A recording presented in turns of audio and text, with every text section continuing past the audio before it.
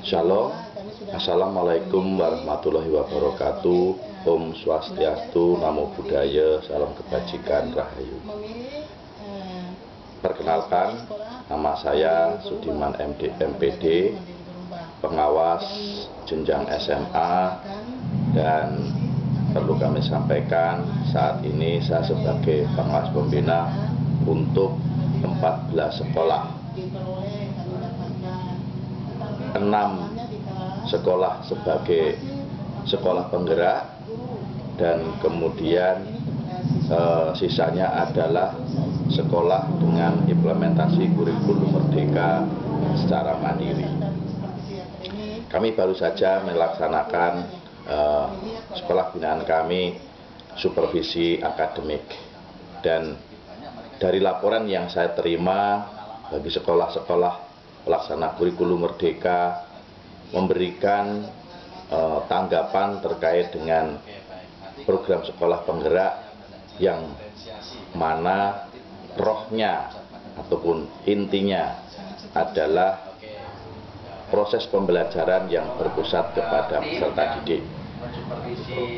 Yang dapat saya tawarkan kepada sekolah-sekolah ataupun juga kepada kepala-kepala sekolah untuk membimbing para gurunya untuk dapat melaksanakan proses pembelajaran yang berpusat pada peserta didik.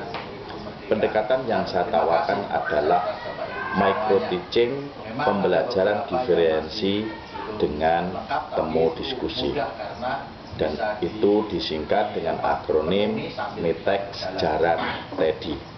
Pembelajaran diferensiasi yang berdasarkan karakteristik murid, baik dari gaya belajarnya, kecepatan belajarnya, ataupun juga karakteristik yang lainnya, sehingga dengan pendekatan pembelajaran diferensiasi yang tepat sesuai dengan karakteristik murid, baik itu gaya belajar ataupun juga dari karakteristik kecepatan belajar, maka proses pembelajaran akan berjalan sebagaimana yang diharapkan. Oleh karena itu, MITEX Jaran Ready yang telah dilaksanakan memberikan pengalaman yang pembelajaran yang berpusat pada peserta didik berdasarkan karakteristik peserta didik, gaya belajar peserta didik, ataupun juga apa yang menjadi perbedaan-perbedaan dalam satu kelas. Begitu ya Bapak Ibu ya. Oke, kita berdiri dulu.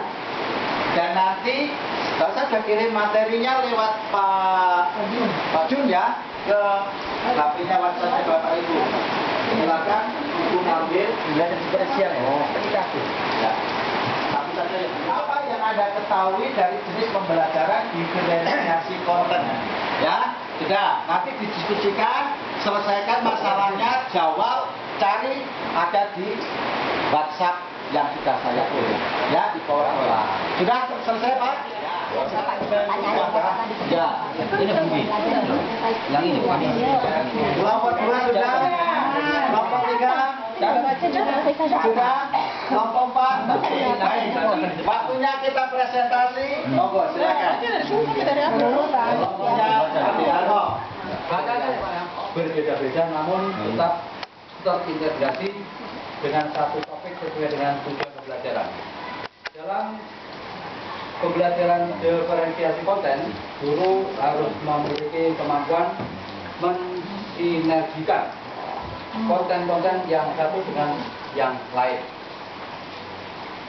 Lebih jauh, siswa yang satu dengan siswa yang lain harus saling memahami materi yang dipelajari. Oke, kita bergabung.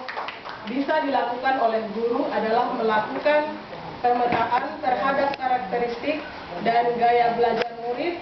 Proses yang akan dilakukan oleh murid berbeda-beda sesuai hasil pemetaan berdasarkan karakteristik dan gaya belajarnya. Ya, yang berikut, guru harus mampu mengemas proses pembelajaran berdasarkan ketika pembelajaran diferensiasi konten ini, apakah ini ada hubungannya dengan profil pelajar Pancasila? Di mana disebutkan salah satunya adalah berkebinekaan global. Iya. Artinya begini, ketika ada satu orang yang mungkin lambat, Ya. tidak berarti mereka yang lambat harus ditinggalkan. Ya. Karena bagaimanapun Ada. berbineka, berbeda-beda tapi tetap satu. Betul. Apakah ada hubungannya? Sangat ada, Pak. Oke, terima Oke. kasih. yang dilakukan berdasarkan pada tujuan pembelajaran yang dapat dilaksanakan dengan menghasilkan produk sebagai muara tujuan pembelajaran. Setiap produk ada keterkaitan satu dengan yang lain, serta guru harus mampu berikan penilaian awalnya Ya. tadi ya, pemantiknya juga bisa ya. Ya. Itu adalah ada siswa atau murid yang bisa menangkap pembelajarannya dengan mendengarkan, Betul. ada yang bisa dengan melihat saja, misalnya dia dengan dipaparkannya PowerPoint lalu dia paham akan hal itu. Lalu ada juga yang bisa memahami dengan cara mengerjakan soal atau dia sampai membuat satu Kelas ini materi belajarnya berbeda-beda. Mengapa seperti itu Bapak Ibu? Kita melihat karena apa? Kecepatan belajar anak berbeda. Dalam satu kelas ada anak yang pinter, ada yang moderat, ada yang low. Nah, yang pinter kalau dia berpusat pada peserta didik, supaya peserta didik ini nyaman di dalam proses pembelajarannya, maka kita harus melayani dengan perbedaan materi yang berbeda. Artinya anak yang cepat boleh diberikan materi pembelajaran yang fase E.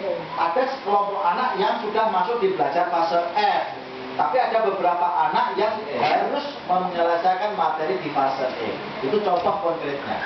Jadi gitu. Jadi kalau misalkan dalam dalam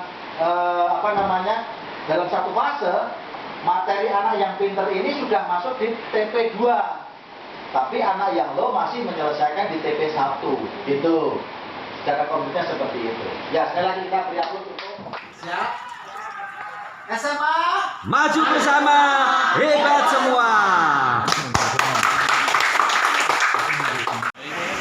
Mungkin untuk testimoninya sangat bagus ya untuk pembelajaran diferensiasi ini, karena kita mendapatkan sedikit penjelasan dan mungkin juga cara-cara yang akan kita gunakan dalam pembelajaran di kelas. Ada siswa yang belum sampai ke tahap itu, kita bimbing dia secara baik juga. Terima kasih.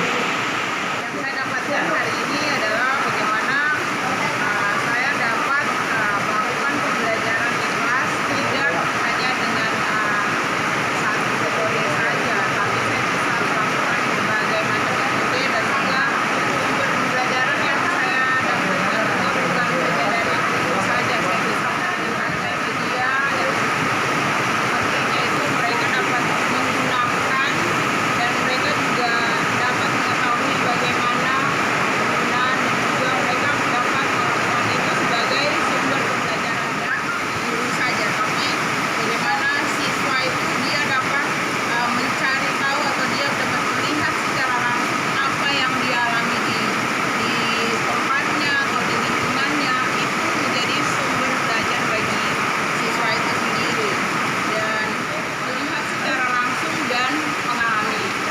Mungkin itu yang saya dapatkan. Terima kasih.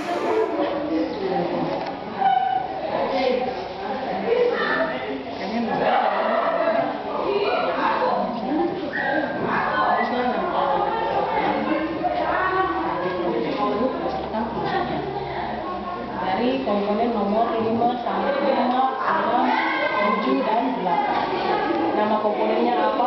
Terus fungsinya apa?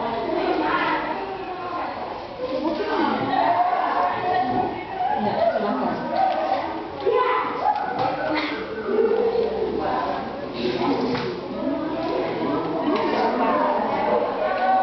Bangunan kecil yang terletak di ujung keramik, arti bersifat tetap, artinya batang kecil ini tidak bisa digerakkan. Fungsi arfil adalah sebagai penahan terhadap benda kerja yang akan diukur. Yang kedua, spindle. Spindle atau poros. Spindle adalah batang berbentuk lebih panjang yang posisinya ada